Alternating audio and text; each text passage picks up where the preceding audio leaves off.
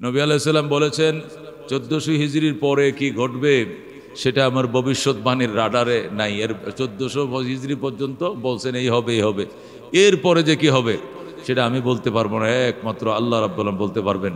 1445 হিজরি চলছে, 1445 হিজরির শাওয়াল মাসের আজকে 17 তারিখ, শাওয়াল জিলকদ জিলহজ আর 2 মাস আছে, তখন 1446 হিজরি হবে। মানে 1400 পার হয়ে 46 বছর এটা চলতেছে, 45 শেষ হয়ে যাচ্ছে, 46 শুরু হবে, 1446 হিজরি আমাদের সামনে উপস্থিত।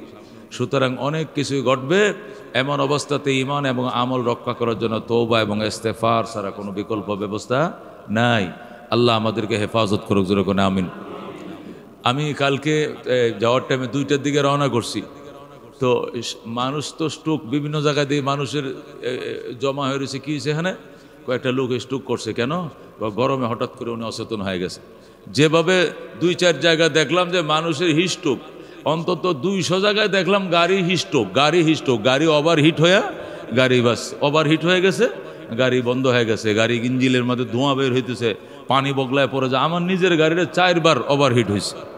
এটার একটু পরে পরে অন্তত 50-60 কিলোমিটার যায় পানি বদলায়, পানি চেঞ্জ করে নতুন পানি দিয়ে ফ্যানটাকে ডাইরেক্ট করে দিছে। ফ্যান যে ইঞ্জিনের গতির সাথে যে ছিল এটাকে করে ডাইরেক্ট করে দেন, অনবরত যেন ফ্যানটা করে, তারপরেও গাড়ি তার মানে ইঞ্জিনকে ঠান্ডা রাখতে পারে না, ওভারহিট হয়ে যায়, পানিগুলো বগলায় পড়ে যায়, ইঞ্জিন বন্ধ হয়ে যায়।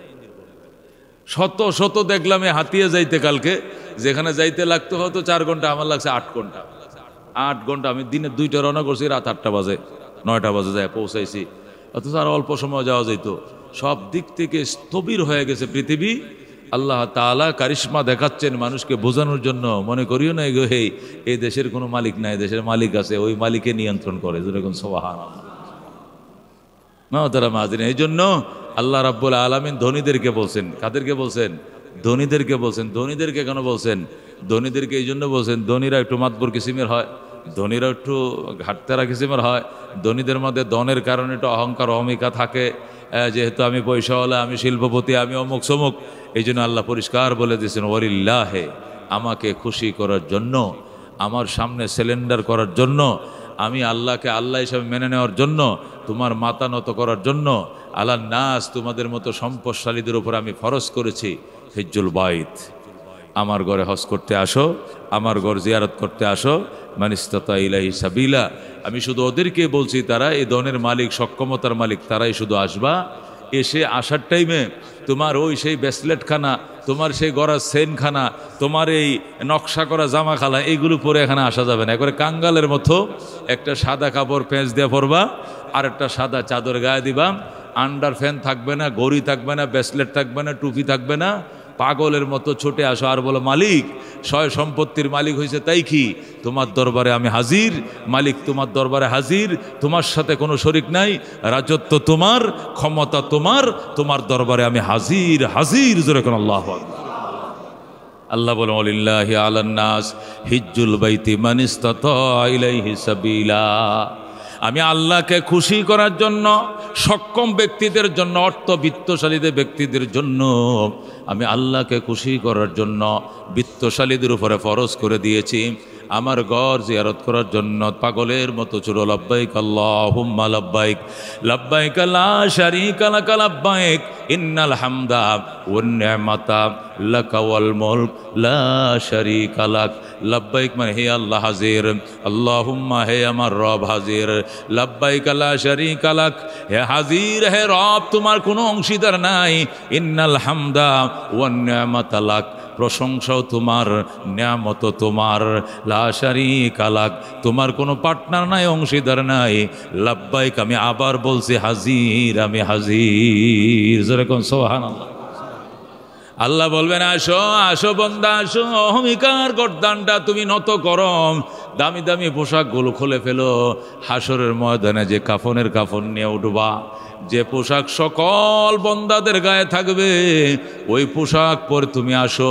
যে জামার মধ্যে কোনো নকশা থাকবে না, যে কাপড়ের মধ্যে কোনো সেলাই থাকবে না, ডিজাইন থাকবে না, সাদা সিধা চাদর একটা পরবা আর একটা গায়ে দিবা দিয়ে আমি আল্লাহর দরবারে তুমি হাজির হাজির বলে চিৎকার মেরে হাজির হয়ে যাও। আল্লাহ বলেন, বান্দা তুমি মাথা নত করো, তোমাকে আমি আল্লাহ নিজের মেহমান হিসাবে বরণ করে নেব। যেরকম আল্লাহু আকবার। ও মুসলমান, এমপি সাহেবের মেয়ের বিয়ার কার্ড পাইছেন, ছেলের বিয়ার দাওয়াতি কার্ড পাইছেন, উপজেলা চেয়ারম্যান, মেয়র সাহেব, কমিশনার সাহেব, ওনাদের ছেলে মেয়ে ভাই বেরাদরের আত্মীয় স্বজনের ভিআইপি সিআইপিদের মেহমান হয়েছেন। আল্লাহ রাব্বুল আলামিনের মেহমান হওয়ার এখনো তৌফিক হয় নাই। যারা হজ করতে যাবে, যারা উমরা করতে যাবে, আল্লাহর ঘরে লাব্বাইক বলেন, আল্লাহ বলবেন এরা আমি আল্লাহর নিজস্ব মেহমান। আরবরা, সৌদি আরব কর্তৃপক্ষ সেই জিদ্দার বিমানবন্দর থেকে শুধু প্লেকার্ড দেয়া এখন সাজাইতেছে। আগামী মাসের 9 তারিখ, আজকে এই মাসের 26 তারিখ, আগামী মাসের 9 তারিখ থেকে ফ্লাইট শুরু হয়ে যাবে। এখানে সুন্দর করে সাজাইতেছে, আহলান সাহলান তৈবান মারহাবান, আহলান সাহলান ইয়া জুয়ুফার রহমান, ও আল্লাহর মেহমানরা তোমাদেরকে শুভেচ্ছা স্বাগতম। ওরা শুভেচ্ছা স্বাগতম দিতেছে, বলতেছি ইয়া জুয়ুফার রহমান তাকাব্বালাল্লাহু হজ্জাকুম, আল্লাহ তোমাদের হজ কবুল করুক, হজ্জান মাবরুরান ওয়া সায়ান মাশকুরান ওয়া যামবান মাযকুরান। আল্লাহ রাব্বুল আলামিন তোমাদের হজ কবুল করুক, তোমাদের ছাই প্রচেষ্টাকে কবুল করুক, আল্লাহ তোমাদের গুনাহ থেকে সম্পূর্ণ কলঙ্ক মুক্ত করুক। সুবহানাল্লাহ। ও মুসলমান, আরবের নবীজির বংশধরেরা কুরাইশরা, ও মুসলমান মক্কা মদিনার শেখরা, যারা হাজার হাজার বিলিয়ন বিলিয়ন ডলার রিয়ালের মালিক, শিল্পপতিরা, বিন দাউদ কোম্পানি, বিন লাদেন কোম্পানি, বাংলাদেশের এরকম যমুনা কোম্পানি, পদ্মা কোম্পানি, মেঘনা কোম্পানি, যেরকম আমরা বলি বসুন্ধরা কোম্পানি, ওই দেশেও বিন লাদেন কোম্পানি, বিন দাউদ কোম্পানি, বড় বড় কোম্পানিরা এই 18 টাকা চাকা 20 চাকাওয়ালার এক একটা লম্বা লম্বা লরি, এর ভিতরে খাবার ঢুকায়া এরকম একটা দুইটা না হাজার হাজার লরি দিয়ে খাবার, 10 জন 15 জন 20 জন শ্রমিক শুধু 2 হাতে প্যাকেটগুলো ফেলতেছে। কলা আছে, নাশপাতি আছে, আপেল আছে, সেখানে বিস্কুট আছে, কেক আছে, জুস আছে, পানির বোতল আছে, অনেকগুলো আইটেম দিয়ে একটা প্যাকেট। 8 জন 10 জন শ্রমিকের সকাল থেকে শুধু ঢিল মেরে ফিক্কে মেরে ফেলতেছে, বিকাল হয়ে যাচ্ছে, তারপরও টাঙ্কি খালি হয় না। কত বড় এক একটা লরি, আল্লাহু আকবার। এখান থেকে একটা লরি আমাদের 1 নম্বর ভবন থেকে আর দূর বলে, লম্বা বলে ছোট হবে না, এক একটা লরিতে 2 দিক থেকে মুখগুলো খুলে শুধু ফেলতে আছে। লরিগুলোর মধ্যে এসি ফিট করা আছে যে খাবারগুলো যাতে নষ্ট না হয়, ঠান্ডা হয়ে থাকা খাবারগুলো 2 হাতে ফিকে মেরে ফেলতেছে, অগাধে ফেলতেছে আর বলতেছে ফায়েলে খায়ের। আল্লাহ বলছেন ওয়াফালুল খায়রা লাআল্লাকুম তুফলিহুন, ভালো কাজ করো সফল হবে, এই জন্য তারা লেখছে ফায়েলে খায়ের। দিতেছে আর বলতেছে হুজ্জাজাল কারাম ওয়াল মুতামিরিন তাকাব্বাল্লাহু হজ্জাকুম উদু লানা ওয়ালা তানসা ওয়ালিদাইয়া ফি দুআইকুম। ওরা বলতেছে হে আল্লাহর ঘরের মেহমানরা, উদু লানা, আমাদের জন্য একটু দোয়া করেন, ওয়ালা তানসা ওয়ালিদাইয়া ফি দুআইকুম, আপনাদের মা বাবার জন্য রাব্বির রাহমহুমার যখন বলে দোয়া করবেন, তা আমগো মা বাবার কথাটা ভুলে যায় না, আমগোর মা বাবার কথা একটু কইেন, জোরে কোন সুবহানাল্লাহ। ওয়ালা তানসা ওয়ালিদাইয়া ফি দুআইকুম, আমার পিতা মাতাকে ভুলে যায়েন না আপনাদের দোয়ার মধ্যে। আপনারা এই দেশে আসছেন, আপনাদের দেশ ঘর বাড়ি থেকে আল্লাহর ঘরে আসছেন, নবীর রওজায় আসছেন, আপনাদের পিতা মাতার জন্য তো শ্বাসে নিঃশ্বাসে দোয়া করতেছেন। আমরা অদমরা যারা আপনাদের আপ্যায়ন করতেছি, এর জন্য কোনো বিনিময় চাই না, আপনাদের মা বাবার দোয়ার সাথে আমগো মা বাবার নামটা একটু কয়ে দিয়েন, যেরকম আল্লাহু আকবার। এই বলে ভিক্ষুকের মতো আমাদের কাছে দোয়া চায়।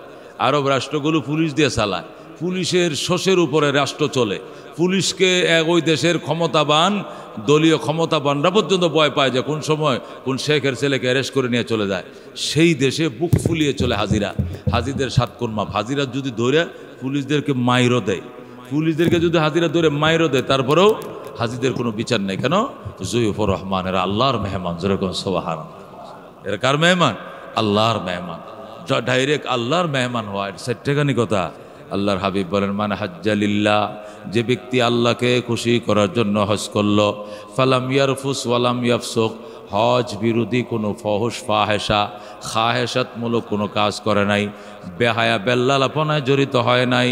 রাজা কায়াউমিন ওয়ালাদাতহু উম্মুহু, রসুল বলেন ওই ব্যক্তি হজ করে দেশে ফিরে আসবে এমন তার মায়ে প্রথম দিন তাকে জন্ম দিয়েছিল যেমন। যেরকম সুবহান কায়াউমিন ওয়ালাদাতহু উম্মুহু, ওই দিনের মতো যেই দিন তার মা তাকে প্রসব করেছিল।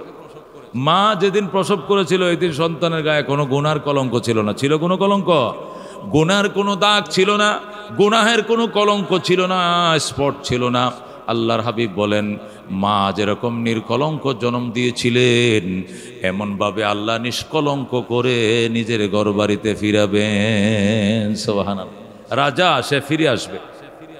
এই হাদিস দ্বারা মুহাদ্দিসিনে কেরাম বলেন এই কথা বুঝে আসে যে হজ করে কবুল হইলে ওখানে মরে যাওয়া লাগবে, ওখানে থেকে যেতে হবে, এটা কোনো শর্ত না, দেশে ফিরে আসতে পারে।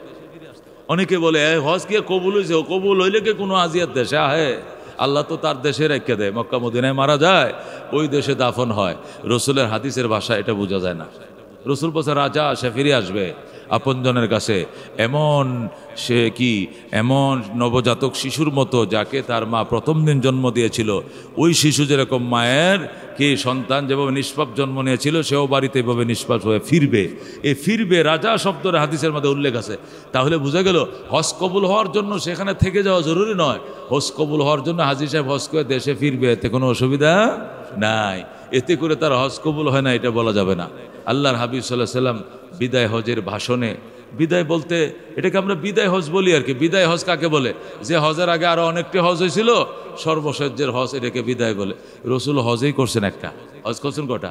একটা। উমরা করছেন অনেক, 4টা উমরা করছেন, কিন্তু হজ ফরজ হজ একটাই করেছেন। এই জন্য এটা নবী আলাইহিস সালামের হজ আর কি, এটাকে আমরা বিদায় হজ বলি। কারণ বিদায় হজ ওইরকম বলা যায় না। বিদায় হজ হইলেও আগে অনেক হজ করার পরে সর্বশেষ হজ যেটা ওটা বিদায় হজ। রাসূলুল্লাহ সাল্লাল্লাহু আলাইহি ওয়াসাল্লাম হজই করছেন একটা। যা হোক, ওই হজের মধ্যে নবী আলাইহিস সালাম আরাফার ময়দানে বলেছিলেন আমার আল্লাহ এই 100 লক্ষ হাজির মধ্যে যদি একজন হাজির হজ কবুল করে সমস্ত হাজিদের হজ কবুল, সমস্ত হাজিদের জীবনের গুনাহ মাফ। যেরকম সুবহানাল্লাহ। সুতরাং এখন তো তখন ছিল 100 লাখ, আর এখন তো 100 লাখ তো বাংলাদেশ থেকে শুধু যায়। 1,00,000 লাখ তো শুধু বাংলাদেশ। এই বছরও তো 1,27,000 হাজির যাওয়ার জন্য সরকার, সৌদি সরকার অনুমতি দিছে। যদিও ফি বেশি হওয়ার কারণে ওই পরিমাণ হাজি বাংলাদেশ থেকে যাচ্ছে না। 72,000 মতো হাজি রেজিস্ট্রেশন কার্যকর করেছে, আর বাকি রেজিস্ট্রেশন ক্যান্সেল করেছে, তারা যেতে পারবে না। কারণ নর্মালি 6 লাখ টাকার কমে তোর হজ হচ্ছে না। তো এই জন্য 72,000 হাজি যাচ্ছে। এই ধারা অব্যাহত থাকলে সামনে হয়তো আরও কমবে কি বাড়বে একমাত্র আল্লাহ ভালো জানে, কমতেও পারে। তো যা হোক, এই যে মানুষ হজে যাচ্ছে, তো বাংলাদেশ থেকে লক্ষাধিক তাম পৃথিবীর থেকে তো আসে। পৃথিবীর 52-53টা রাষ্ট্র, 57টা রাষ্ট্র মুসলিম প্রধান রাষ্ট্র, এগুলোর থেকে মানুষ আসে। 60 লাখ, 55 লাখ, 70 লাখ হাজি হয়। আল্লাহর হাবিবের কথা অনুযায়ী একজন হাজির হজ কবুল হবে, সমস্ত জামাতের হজ কবুল। যেরকম সুবহানাল্লাহ। জন্য হজ এটা মালের হক, দেহের হক। মুহতারাম হাজিরিন, হজ আদায় করা চাই। হজ সরসরি নিয়তে কোনোদিন হজ হবে না। সরসরি নিয়ত মানে এমনি যাবো না, আল্লাহ যেদিন নেয় এদিন যাবো আরই, এখনই নিয়ত করা লাগবো। খোদায় নিলে কের বাড়িত বইতাম যাইব, আল্লাহ তো জোর করে হলো লই যাইব। এরকম অনেকে ডিলে ডালা নিয়ত যারা করে, আশা করা যায় না আপনি হজ করতে পারবেন। এইভাবে নিয়তে হজ হবে না। হজ মানে মনে হয় যেন কলিজায় বুলায় কামড়ায়, বেঙ্গুরুলে কামড়াইলে যেরকম ব্যথা লাগে, মদিনার প্রেমে এরকম কলিজারা কামড়াইতে হবে। যেরকম সুবহানাল্লাহ। আল্লাহ গো তোমার নবীকে দেখি নাই, আমি কি তোমার নবীজির রওজাটাও দেখবো না? ও রব্বুল আলামিন, তোমার গড় আমি জীবনে দেখি নাই, তোমার গড় আমি কবে দেখবো? তোমার গড় না দেখে যেন আমার মরণ না হয়। আল্লাহ তোমার ঘরের গেলাফ আমি ধরতে চাই, আল্লাহ তোমার ঘরের ভিতরে আমি ঢুকতে চাই। যেরকম সুবহানাল্লাহ। হাতিমে কাবা, কাবার যে বারান্দাটা, এইটা প্রথম যখন কাবা নির্মাণ করা হয়েছিল তখন এটা কাবা ঘরের ভিতরে ছিল। ইব্রাহিম আলাইহিস সালাম যখন পুনর্নির্মাণ করলেন তখন আল্লাহ রাব্বুল আলামিনের পক্ষ থেকে ইব্রাহিম আলাইহিস সালামকে জানিয়ে দেওয়া হলো যে ভিতরে হয়তো অনেকে ঢুকতে পারবে না, যখন দরজা লেগে যাবে অনেকে ঢুকতে পারবে না, ভিআইপি সিআইপি ছাড়া তোমরা ঢুকতে দেবে না। এই জন্য আমার অসহায় উম্মতের জন্য একটু অংশ কাবা ঘরের বাহিরে কি বারান্দা হিসেবে রেখে দাও, সবটা নির্মাণ করিও না। অভাবও ছিল দেশে, ফান্ডেরও অভাব ছিল, আবার উম্মতের দিকে লক্ষ্য করে অল্প কাবাঘর যতটুক জায়গার মধ্যে আরও প্রায় এতটুক জায়গা হাতিম হিসাবে রেখে দিয়েছে, এটাও কাবার অংশ। এখানে যায় যদি কেউ 2 রাকাত নামাজ পড়ে, আল্লাহর ঘরের ভিতরে ডুইকা নামাজ পড়ার সওয়াব পাবে, যেরকম সুবহানাল্লাহ। মহতারাম হাজির, আল্লাহ রাব্বুল আলামিন তামাম পৃথিবী যে রহমত নাজিল করেন, যে রহমতগুলো নাজিল করেন, প্রথম কাবা ঘরের ছাদের উপরে পড়ে। এই রহমতটা কাবার ছাদের উপরে পড়ে। আল্লাহু আকবার। এই জন্য কাবা ঘরের ছাদের বৃষ্টির পানি পড়ার জন্য যে একটা ট্রে দিয়ে রাখছে, এটাকে মিজাবে রহমত বলা হয়। স্বর্ণের একটা ট্রে দিয়ে রাখছে, এরকম উত্তর পাশ দিয়া স্বর্ণের একটা ট্রে পরে, মানে ওই বৃষ্টির যদি হয় কম, বৃষ্টি তো কম হয়, তো যখন বৃষ্টি হয় ছাদের পানিটা যেন পড়ে, এটা সুন্দর করে একটা কোল বানায়া স্বর্ণের একটা ট্রে বানায়, এই ট্রেটা দিয়ে পানিটা নিচে পড়ে, এটাকে মিজাবে রহমত বলা হয়। বৃষ্টির টাইমে যদি এখানে আল্লাহর হাবিব বলেন এখানে কেউ দাঁড়ায়া একটু গোসল করতে পারে, এখন ওই সময় তার জীবনের সমস্ত গুনাহ মাফ। যেরকম সুবহানাল্লাহ, আল্লাহু আকবার। এখানে একটু গোসল করার জন্য যে মানুষের কি বিড়াবিড়িটা হয়, আল্লাহ আল্লাহ। আমি বৃষ্টির সময় এক সময় দেখছিলাম, আমি অনেক চেষ্টা করেও কিনারা যাইতে পারি নাই, দূরের থেকে একটু এইভাবে হাতটা দেয়া একটু পানি নিয়ে পরে এভাবে মাথায় ছাড়ছিলাম, তোয়াফ অবস্থায় বৃষ্টি নামছিল। আর এবার তো তোয়াফ অবস্থায় এমন বৃষ্টি হয়েছে যে হাঁটু পানি হয়ে গিয়েছে। আরও মক্কার তুলনায় অন্যান্য ডিস্ট্রিক্টগুলো, জেদ্দা, দাম্মাম, ওইগুলোতে আরও বেশি মারাত্মক বন্যা হয়ে গিয়েছে। আল্লাহর খাস রহমত। মহতারাম হাজিরিন, যে কথাটা বলতেছিলাম, আল্লাহর হাবিব সাল্লাল্লাহু আলাইহি সাল্লাম বলেছেন, যে ব্যক্তি হজ করবে আল্লাহকে খুশি করার জন্য, হজ বিরোধী কোনো কর্মকাণ্ড, ফুহুশ ফাহশে যদি সে লিপ্ত না হয়, আল্লাহ তাকে নবজাতক শিশুর মতো নিজের বাড়িতে ফিরিয়ে আনবে। যেরকম সুবহানাল্লাহ। আল্লাহ তাআলা হাজিদের জন্য 4টা পুরস্কার রাখছেন। কয়টা পুরস্কার? হাজিদের জীবনের গুনাহ মাফ। যেরকম সুবহানাল্লাহ। হজ করার পরে যদি আবার নতুন গুনাহ করে, তো এগুলো আবার অ্যাকাউন্টে লেখা হবে, কিন্তু আগের অ্যাকাউন্ট থেকে সমস্ত গুনাহগুলো ডিলিট করে দেওয়া হবে। সুবহানাল্লাহ। হজ করে আইসা যদি আরো 10-20 বছর বাঁচে, আবার নতুন গুনাহ করে, তাহলে এগুলো লেখা হবে, কিন্তু আগের গুনাহ মাফ। হাজিদের জীবনের গুনাহ মাফ। হাজিরা নিষ্পাপ। যেরকম আল্লাহু আকবার। 2 নম্বর হাজিরা নিষ্পাপ। 3 নম্বর হাজিরা জান্নাতি। যেরকম আল্লাহু আকবার। 4 নম্বর হাজিদের সম্পদ তাদের প্রজন্মদের মধ্যে টেকসই।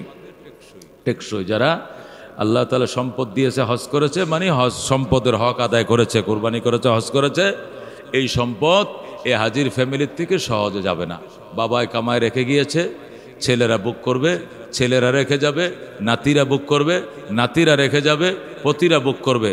যারাই হক আদায় করবে, ওয়ারিশ সূত্রে মালিক হইয়া তাদের কাছে সম্পদটা টেকসই লাভ করবে।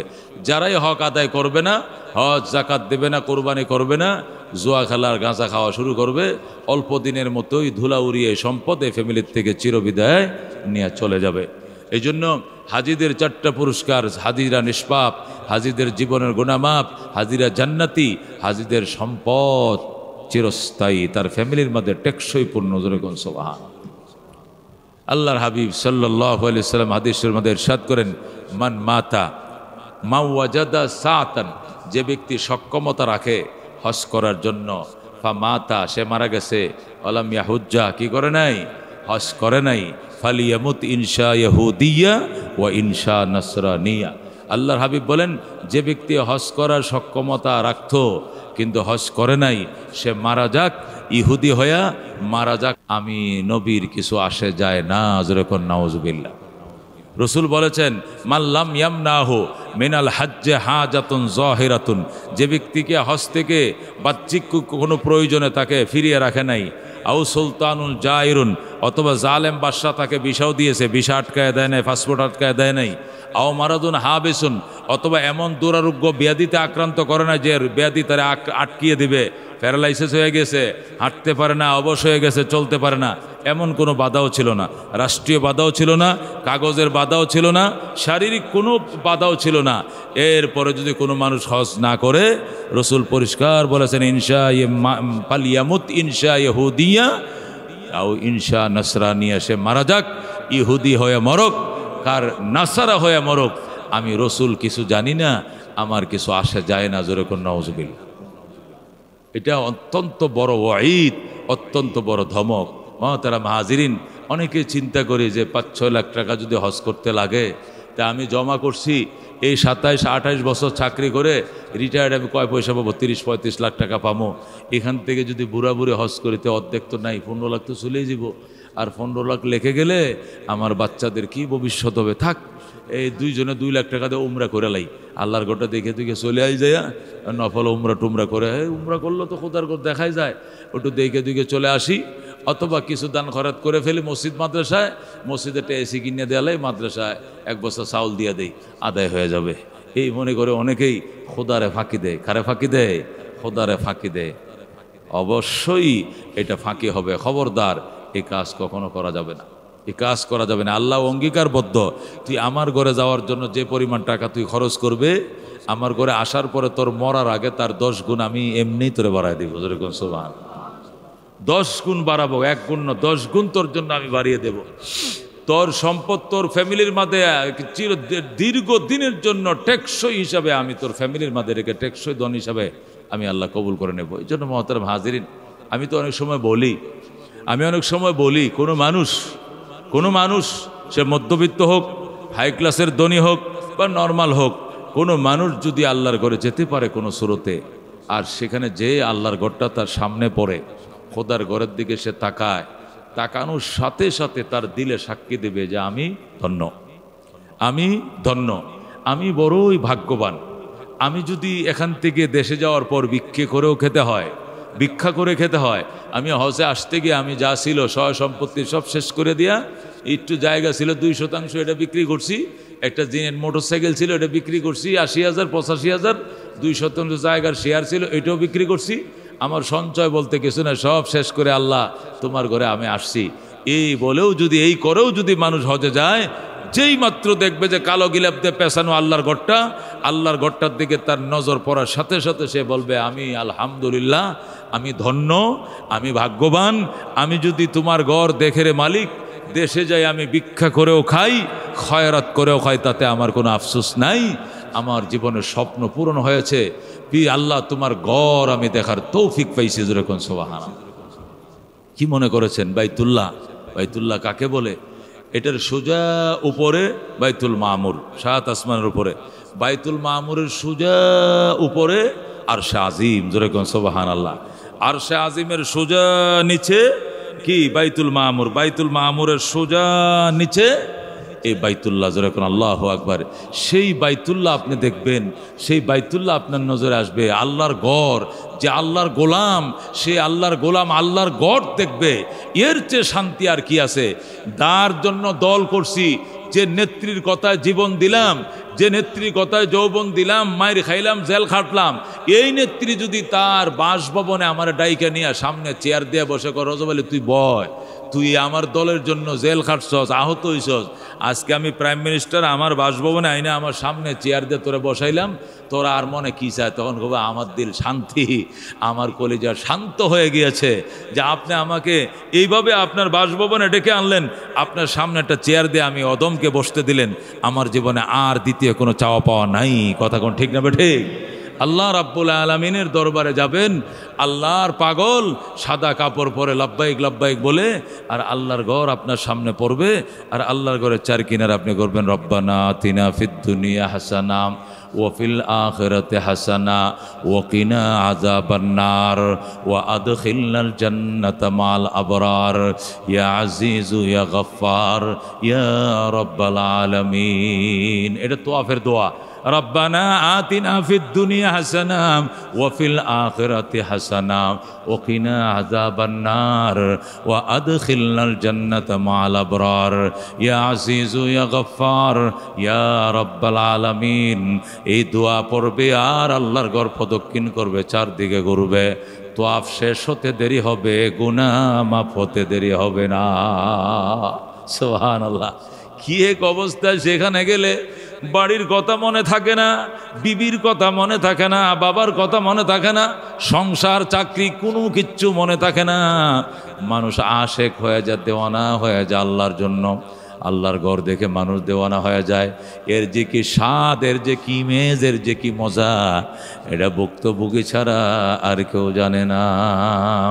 এই জন্য পাকাপোক্ত নিয়ত করেন।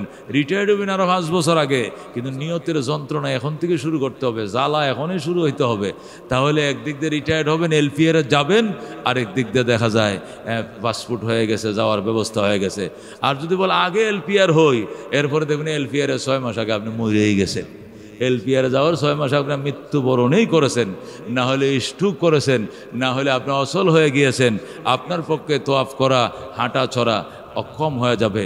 এই জন্য স্বপ্ন মানুষকে দূর প্রাপ্যকেও প্রাপ্তির আওতায় এনে দেয়।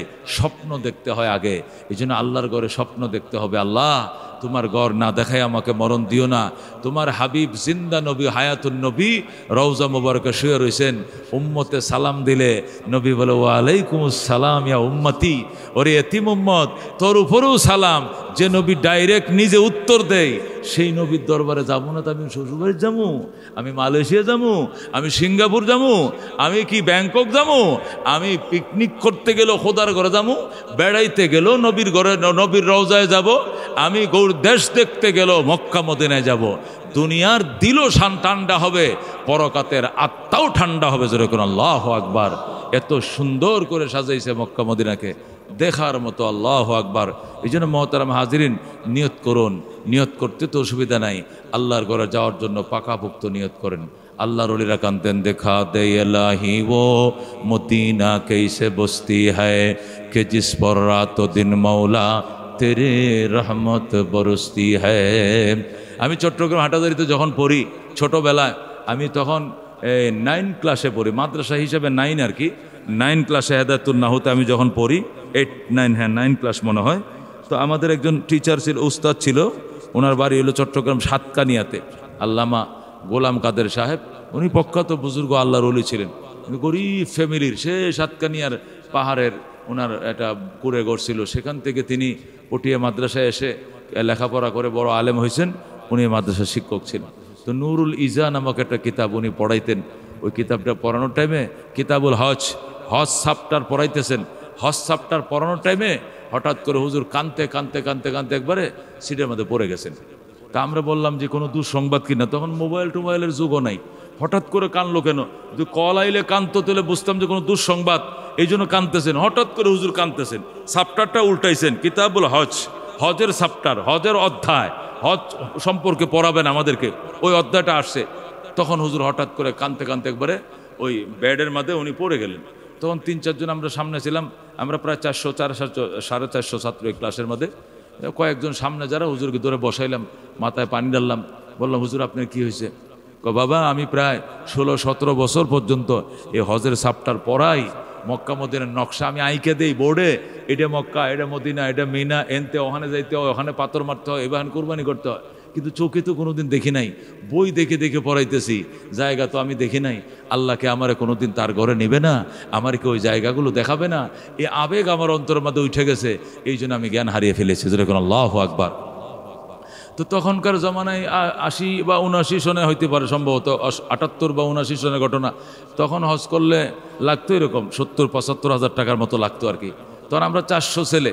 তখন আমরা বললাম হুজুর আমরা কষ্ট করে হলেও আমরা সবাই মিলে আপনাকে ইনশাআল্লাহ 300-200 করে আমরা চাঁদা দিব, দিয়া 400 ছেলে 500-500 করে টাকা দিলেও তো 2 লাখ টাকা হয়ে যায়। তা আমরা বললাম এত ওই সময় তো 500 টাকা আম করে পাঠায় না অভিভাবকরা, দেমো থেকে 100-200 করে দিমু, দিয়া কত টাকা লাগে আমরা সবাই মিলে দিব, আপনি কাইদেন না। হুজুর বললেন তোরা তালেবুল এলেম, এলেম শিখতে এসেছো, অনেকে এতিম অনেকে গরিব, আর গরিব শ্রেণীর ফ্যামিলির থেকে মাদ্রাসায় পড়ে বেশি, ধনী শ্রেণীর ফ্যামিলির বাচ্চারা তো বেশি স্কুল কলেজ ভার্সিটিতে পড়ে। তো তোরা আমাকে এগুলো দিবে কেন? তোরা দিতে পারলেও আমি নেব না, তোরা শুধু আমার জন্য দোয়া কর, আল্লাহ যেন কবুল করে। তো ওই দিন ছিল বৃহস্পতিবার, আমার স্পষ্ট মনে আছে। আমি ওয়াজের মধ্যে ঘটনাটা অনেক জায়গায় বয়ান করি। বৃহস্পতিবার ছিল, তো হুজুর হাত বাড়াইলেন, আমি মোনাজাত করি, তোরা আমিন আমিন বলবে, তোরা তালিবুল ইলম, তোরা দোয়া মিস হবে না, এটা কবুল হবে। এরপরে হুজুরে দোয়া করে কান্না শুরু করলো। এই শেরটা কইছিল, দেখা দে ইলাহি ও মদিনা कैसे বস্তি है कि जिस पर रात दिन मौला तेरे रहमत बरसती है। ইয়া আল্লাহ, মদিনা এটা কেমন একটা এলাকা, কেমন একটা অঞ্চল, কি বস্তি, এটা তুমি আমাকে দেখা দাও, যেখানে রাত দিন তোমার অপুরন্ত তোমার রহমতের খাজিনা নাজিল হয়, যেখানে সে মক্কা মদিনা তুমি আমাকে দেখাও। সাহিল সে লাগা দে মুঝে ইश्क का सफीना, आंखों से देखा दे मुझे मक्का ও মদিনা। হ্যাঁ, আমার মহব্বতের নৌকা মদিনার গাঠে লাগায়া দাও, সচক্ষে মক্কা মদিনা দেখার তৌফিক দাও, যেরকম সুবহানাল্লাহ। এই কবিতাগুলো হুজুর বলতেছিলেন, আর কান্না যে শুরু হলো। আমরা ছোট বয়সের, আমাদের এত আবেগ টাবেগ নাই। আমার বয়স 12, 13, 15, তারপরেও ওই দিন যে কান্নাটা কানছি, জীবনে এত কান্না আর কানছি কিনা মনে নাই। মাশাআল্লাহ, হুজুরে ওই দিন আর পড়ায় নাই, না পড়ায় মোনাজাত দোয়া করতে করতে 50 মিনিটের ক্লাস ও সময় চলে গেছে, হুজুর চলে গেলেন। মাশাআল্লাহ, পরের দিন চট্টগ্রামের একজন জাহাজ ব্যবসায়ী এই মাদ্রাসা, হাটাদারি মাদ্রাসার এই প্রিন্সিপাল সাহেবের কাছে আসছেন। আইসা বল, জাহাজ ব্যবসায়ী, কোটি কোটি টাকার মালিক, উনি প্রতি বছর 2-4 জন লোকরে হজ করায়। তো জাহাজ কোম্পানির উনি আসছে মাদ্রাসা, আইসা বলতেছে, হুজুর আমি ওই আজকে রাত্রে, জুমাবার রাত্রে, বৃহস্পতিবার রাত্রে স্বপ্ন দেখেছি যে এই মৌলানা গোলাম কাদের নামে একজন হুজুর, খুব অসহায় গরিব, সুন্দর করে চেহারা, পাগড়ি বাঁধা থাকে সবসময়, এই হুজুরে আমি হাতে ধরে আমার জাহাজে উঠাইছি, জাহাজটা যেন মদিনায় যাবে। সুবহানাল্লাহ। এরকম কি যেন একটা দেখলাম, আমার জাহাজে উনি উঠছে। আমার তো শিপ যায় সিঙ্গাপুর, শিপ যায় জেদ্দায়, শিপ যায় ইসলাম করাচিতে, আমার শিপ তো জাহাজ তো সাগরে চলাচল করে। কেমন যেন এই মাদ্রাসায় একজন হুজুরকে আমার জাহাজে উঠাইছি। তা আমি বললাম, হুজুর কই যান? আমি তো মাল নিয়ে যাইতেছি বিদেশ। আমি আপনাকে জাহাজে যাবো, আমি মদিনা যাবো, আমার ওখানে নামাই দিয়েন ফতে, এরপরে মাল নিয়ে আপনাদের ঘাটে যাইয়েন। এরকম যেন বলতেছে। এটা আমি কি দেখলাম? এরকম নামে একজন হুজুর আমার মাদ্রাসায় আছে। কয় তাহলে আমি এই হুজুরের হজের পুরো খরচটা আমি দিব, যেরকম সুবহানাল্লাহ। শুক্রবারের মধ্যে এগুলো সব কিছু কনফার্ম হয়ে গেছে। উনি তখনকার জমানায় কত 1300 না 1400 টাকা লাগে পাসপোর্ট করতে, পাসপোর্টের টাকাটা দিয়ে গেছে, আর বাকি টাকাটা প্রিন্সিপালের কাছে মোট করে দেওয়া গেছে। যেন 1 লাখ টাকা দিলাম, ওনার যা খরচ হয় 70-72, বাকিটা ওনার হাত খরচা দিয়া চলে গেছে। শনিবার দিন হুজুরে এসে ক্লাসে যে হাসি দিল, আল্লাহু আকবার, বিশ্ব থেকে শনিবার ক্লাসের মধ্যে এমন হাসি দিল, যে লোক জ্ঞান হারায় ফেলছে বৃহস্পতিবারে কানতে কানতে, এই লোক আজকে এইভাবে হাসে কেন? আমরা তো অবাক হয়ে গেলাম। পরে হুজুর সুসংবাদ জানাইতেছে, তোমারা ওয়া খুশখবরি শোনো, তোমারা খুশখবরি শোনো, আর এক আল্লাহর বন্দা অযত ফাটার, যেরকম আল্লাহু আকবার, চিটাঙ্গে ভাষায়, আর এক আল্লাহর বন্দা অযত ফাটার, অযত মানে হজে ফাটাইতেছে চিটাঙ্গে ভাষায়। আহারে, ওই দিন পরে আরেক কারবালা হয়েছে আর কি। পরে আবার শুক্রিয়াতেন হুজুর ওই আল্লাহর বন্দার জন্য দোয়া করে আরেকটা মোনাজাত দিচ্ছে, যেরকম সুবহান। এই জন্য বাজান, টাকা হইলেই যে মানুষ মক্কা মদিনা যায় এরকম না, আবেগ থাকতে হবে, আল্লাহ তাআলার মহব্বত। এই জন্য আগের থেকে নিয়ত করেন। হুজুর চাকরি বয়স তো আরও আছে, ব্যবসা বাণিজ্য করি, আর ওই বাবতে এখনো বুড়ো হই নাই, বুড়ো হয়ে না মানুষ হজে যায়। এটা একটা মারাত্মক ভুল আমাদের দেশে। তামাম ওয়ার্ল্ডের মুসলিমরা তো আসে, সব মুসলিমরা ইয়ং ত্যাগরা আসে, স্বামী স্ত্রী, বিশেষ করে মালয়েশিয়া ইন্দোনেশিয়ারা তো ওরা খালি ডকুমেন্টটা, বিয়ার ডকুমেন্টটা, কাবিনটা পরাই চলে আসে। পরে এখান থেকে যায় পরে মেয়েকে ছেলের বাড়িতে উঠায় নেয়, খালি কাবিন পরে আকদটা পরাইয়া স্বামী স্ত্রী বানায়া, বৈধ বানায়া, বাস তারা স্বামী স্ত্রী এখন সব ইয়ং বয়সে আছে, কোনো বুড়া বুড়ি আমরা নজরে পড়ে না। সব দেশের মানুষ সামর্থ্য থাকতে যায়, শুধু বাঙালি বাম হাতে দোষে বাফে ছেলে, ডাইন হাতে আছে লাডি, এক পা গেছে কবরে, ট্যাং একটা হ্যাঁসরায় হাঁটে, আরেকটা চলে, আরেকটা চলে না, এই অবস্থা যায় বাঙালি হজ করতে। কতক্ষণ ঠিক কিনা? আরাফায় চলতে পারে না, মিনায় পড়তে পারে না, পাথর মারতে পারে না, কাইতুয়ে পড়ে যায়, আহত হয়, নিহত হয়, মারা যায়, নানান সমস্যা জর্জরিত। এগুলো আমাদের দেশের অভ্যাস। খবরদার, যৌবন কালে হজ করবো সবাই শক্তি এবং 6 লাখ টাকাতে একটা হজ করবেন, এটা হজের মতো না হয়, পাথর নিজেরটা নিজে না মারতে পারেন, আরাফার মাদানে হাইটে যাইতে না পারেন, খোদার ঘরের তো আফটার যদি আরেকজনের হুইল চেয়ারে দিয়ে করান লাগে, আত্মতৃপ্তিরও তো একটা ব্যাপার আছে, আত্মতৃপ্তিরও তো একটা ব্যাপার আছে যে আমি কিছুই তো নিজে করতে পারি নাই, ভাড়া করে সব করাইলাম, তাহলে 6 লাখ টাকা খরচ করে খোদার ঘরে আইলাম কেন? এই জন্য মানুষ মনে করে পাপ সাপ যা আছে সব করে শেষ করি, সর্বশেষ মক্কায় যায় সব মাফ করে নিয়ে চলে আসবো। এটা ভুল ধারণা, এটা কখনো নয়। যৌবনকালে তোর জওয়ানি তৌবা করদান শিওয়ে পয়গম্বরি, ওক্তে ফিরি গিরগে জালেম মিশবদ ফরহেজগার, তোর জওয়ানি তৌবা করদান শিওয়ে পয়গম্বরি। যৌবনকালে তৌবা করা নবীদের অভ্যাস, ওক্তে ফিরি গিরগে জালেম মিশবদ পরহেজগার। বৃদ্ধকালে অত্যাচারী বাঘ পর্যন্ত পরহেজগার হয়ে যায়। গতকালকে প্রাসঙ্গিকভাবে কথাটা আমি হাতিয়ে বলতেছিলাম, তো আমার পাশে সভাপতি সাহেব বসা, উনি বলতেছে যে মাদ্রাসার সবাই, হুজুর আমার মাদ্রাসার থেকে আমি গরিব গরিব যে সমস্ত আলেমরা আছে হজ করতে পারে না, আমি এদের সবাইকে উমরা করায় দেব। সুবহানাল্লাহ। মানে বয়ান শুনে সে এমন খুশি হয়েছে, সে সামর্থ্যবান, বিরাট অর্থবিত্তের মালিক, ওনার ফিসের টলার আছে অনেক, ফিশের জাল আছে, উনি ইনকাম করে, উনি সভাপতি ছিল। আমার মাদ্রাসায় যারা 8 বছর ধরে টিচারই করতেছে, 8 বছর যাদের বয়স হয়ে গেছে, শিক্ষকতার বয়স, এটি সবদের আমি উমরা পাঠাই দিই। হুজুর কোন আল্লাহু আকবার। এখন বাকি শিক্ষকরা কয় আমার যে 5 বছর হয়েছে, তুমি আরো 3 বছর চাকরি করো, এরপরে তোমারও সিরিয়াল আইতেছে উমরা করার। আমি অবাক হয়ে গেলাম, টাকা থাকলে মানুষ এগুলো করে, দিলের ব্যাপার। এই জন্য বাজান নিয়ত করেন, মহব্বত এবং এশকে যদি কামড়াইতে থাকে বলার মতো, পয়সা না থাকলেও কোনো না কোনো সুরতে আল্লাহ তার ঘরে নিয়ে যাবে। আল্লাহ কবুল করুক, জোরে কোন আমিন।